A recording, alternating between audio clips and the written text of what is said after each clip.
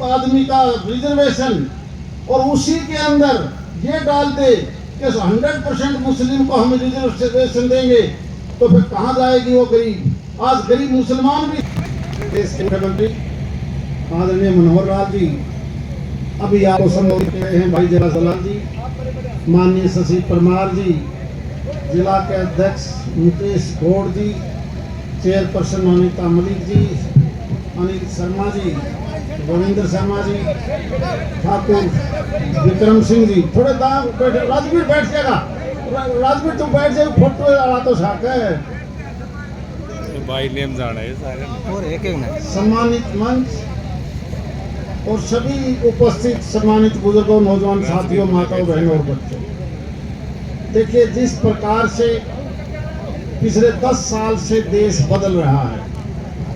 आप 10 साल पहले का देश, 10 साल पहले का प्रदेश चारों तरफ से देखोगे तो आपको अलग से अंदाजा आएगा।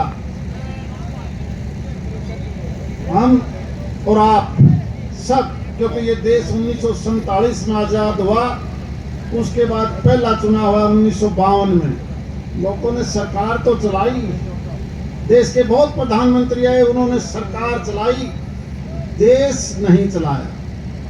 देश चलाना और सरकार चलाना दोनों में बहुत अंतर है।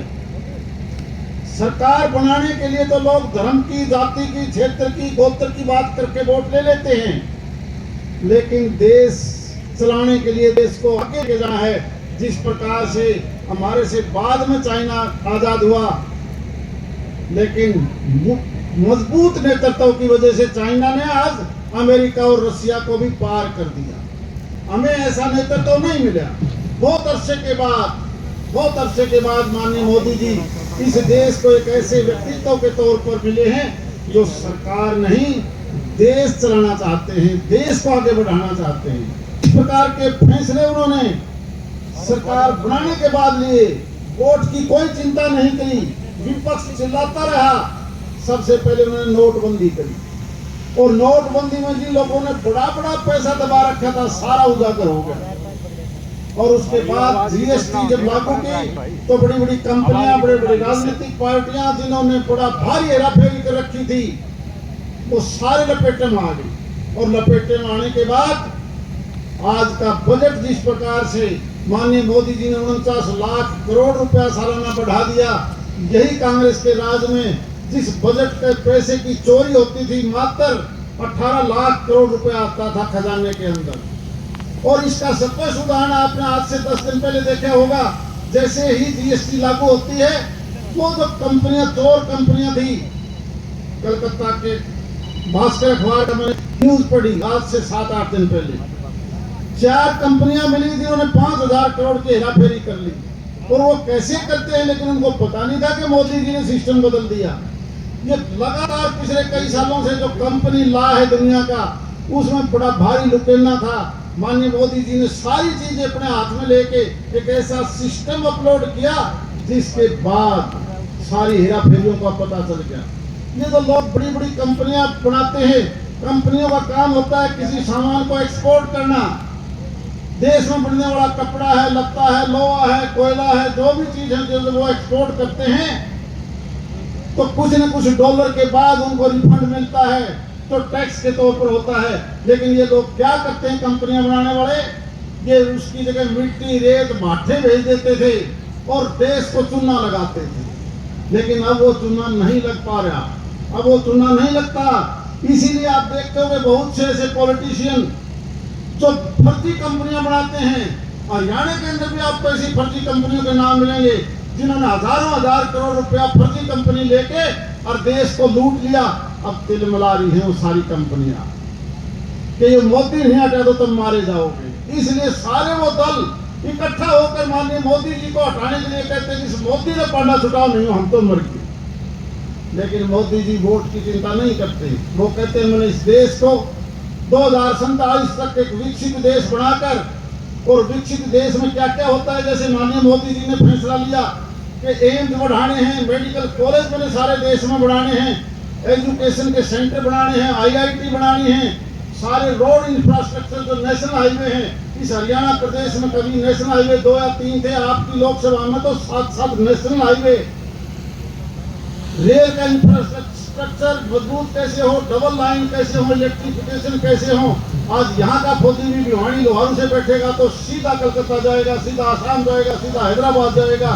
जिस प्रकार सारे काम करने लग रहे हैं, और एक दिन वो आएगा जब विदेशी तर्ज के ऊपर, जैसे आज आयुष्मान हमारा है 1,80,000 के बाद चिरायु स्कीम है, 70 साल से ऊपर का आदमी आने वाले टाइम में जब वो भी शामिल हो जाएगा उसी 5 लाख वाली स्कीम में, और 2047 तक इस देश का 142 करोड़ आदमी विदेशी तर्ज पर सारा इलाज फ्री करवाएगा, वो समय भी आने वाला है।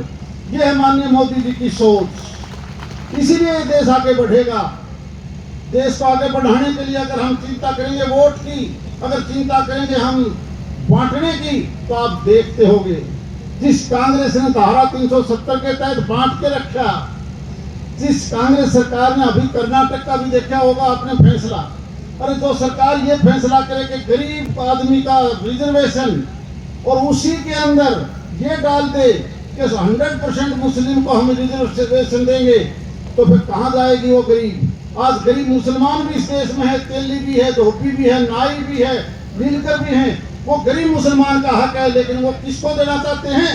बहुत बड़े लोगों को, केवल जाति के नाम पर इस देश को एक लूटना चाहते हैं, केवल उनको वोट मिल जाए, इसके अलावा उनकी दूसरी सोच नहीं है।